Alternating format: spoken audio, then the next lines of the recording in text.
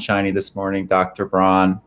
I absolutely am. I'm feeling more sunshiny than I have in a long time, to be honest. So All right. I love hearing that.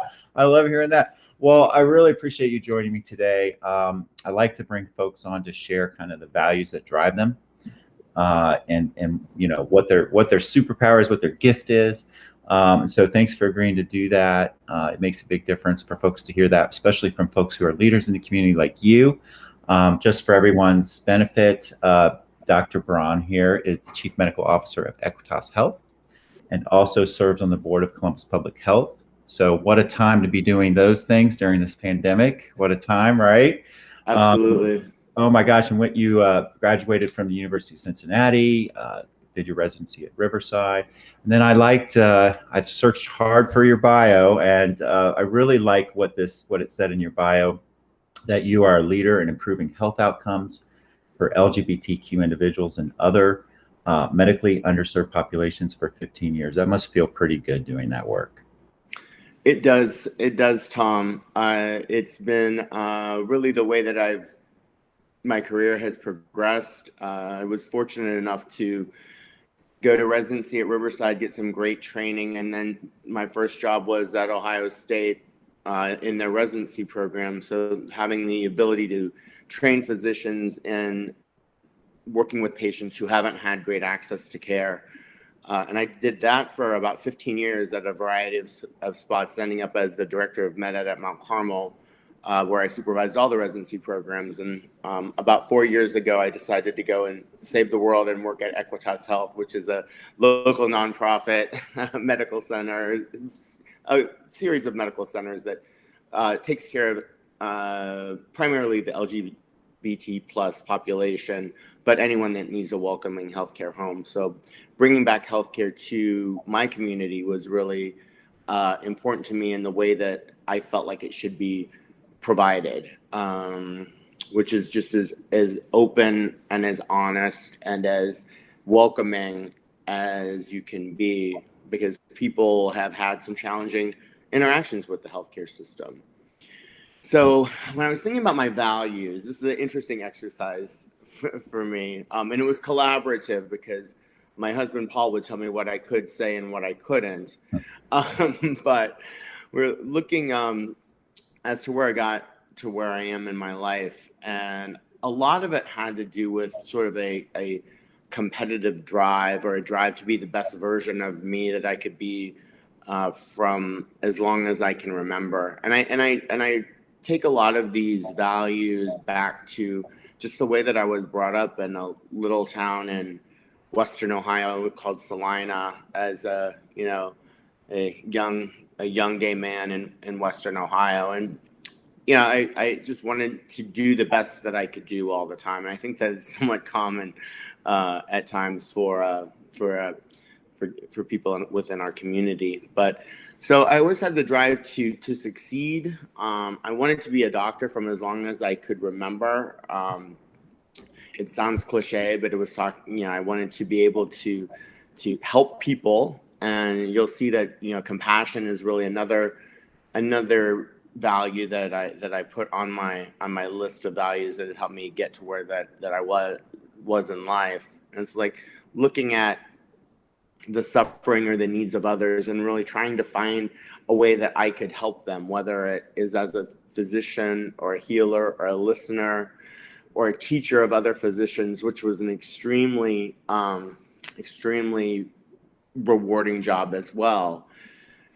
I figured this made me do a little math, and I figured over the course of the time with the residents that I had worked with directly, over the course of their careers, they'll do more than 5 million patient visits. I mean, it's sort of, sometimes you have to step back and look at some of the impact that you've made with your life, because I think you can get stuck in the day-to-day of this is what I'm doing today, and lose track occasionally of maybe what you've done and how you've contributed. So I like to think that when I'm looking back, that's one of the things that I'll be able to say that I helped do.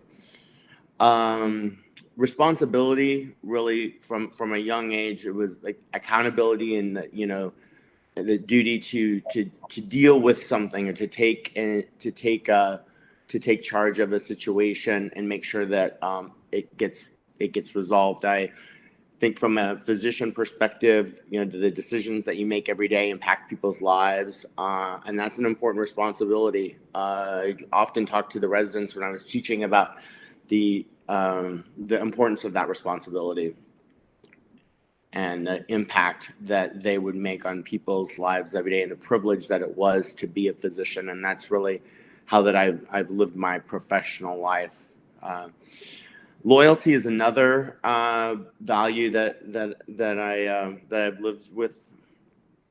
It's firm and constant support or allegiance. This has been good and bad for me, I think, in my life. Sometimes it's extremely loyal to friends and in relationships, and sometimes loyalty can take you a little bit too far, and you cannot see things that you need to see. But I've got a few pictures on my wall here, but one of them is with our 6 of our best friends, really, on my husband Paul's 40th trip to the Grand Canyon. We hiked to the bottom of the Grand Canyon, camped overnight, and then hiked back up. So it was the first time I'd ever done anything like that. It was a pretty big accomplishment.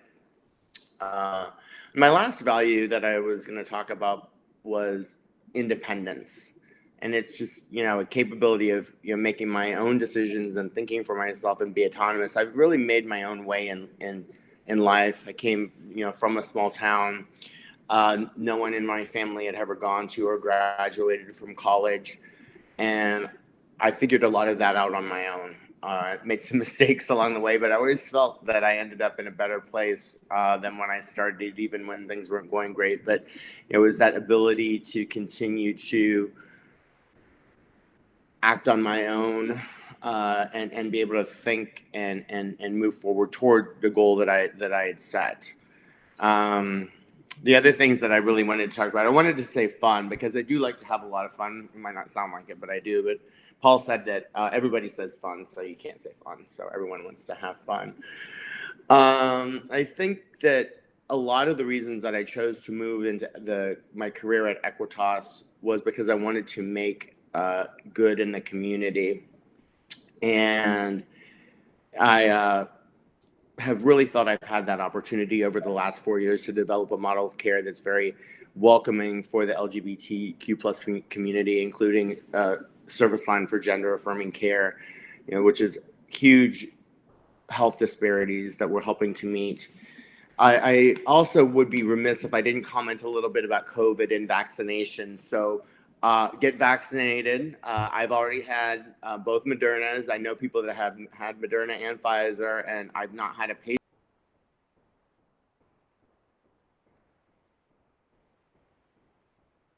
And whenever you can, wherever you can, they are all equally helpful against severe COVID or disease or hospitalization. So don't worry about what shot you're getting. All of the ones that are approved in the U.S. are good. Whatever the side effects that people are calling them, they're not really side effects. It's the activation of your immune system for the most part. So get vaccinated, and we're going to get ahead of this thing. When you asked me at the start, Tom, I can't remember if I was sunny today. I am sunnier today because this is the best that I've felt in the last 3 to 4 weeks for probably close to 10 months. Wow. Maybe even longer, when we really figured out what was going on and how dangerous that could be. And we really are at a spot right now where I feel like a corner is turning. And as long as we continue to do what we're supposed to do to mitigate transmission and risk, that we can start to move toward a more normal life in the next year. So that's a good time. It's been a crazy year to be a person. It's been a crazy year to be a doctor. So I think I went over a little. I'm sorry about that. Perfect. You're perfect. Gosh, thank you so much. I didn't even have to prompt you or anything. You're good, doctor. You're good. Hey, so my cousin Susan Grody's on, and she just said, please send me good thoughts today. I got my vaccine appointment. So there you go. Yeah. So folks listening are getting their vaccines as we speak here. And thanks for sharing the importance of that. Have you are you encouraged by the folks who are getting vaccinated and wearing their masks? What do you see out there? Do you see the compliance? What do you see? Well, I mean, I think in the places that I go, I do for the most part. I mean, we live in downtown Columbus. You know, I'm going to visit my parents in Salina this weekend and stay overnight for the first time in 15 months, which is hard on people in their 70s. And it's a whole different story there. But I do think vaccine rates are picking up, and that is something that makes me feel better about where we are. Our mitigation strategies have not been good. I'm disappointed in where we are as a nation and the way that we've been able to deal with this. I'm disappointed is actually I'm disgusted, actually. Disappointed is not really the right word to say. But those are still going to be important, and it's going to continue to be important for the next year.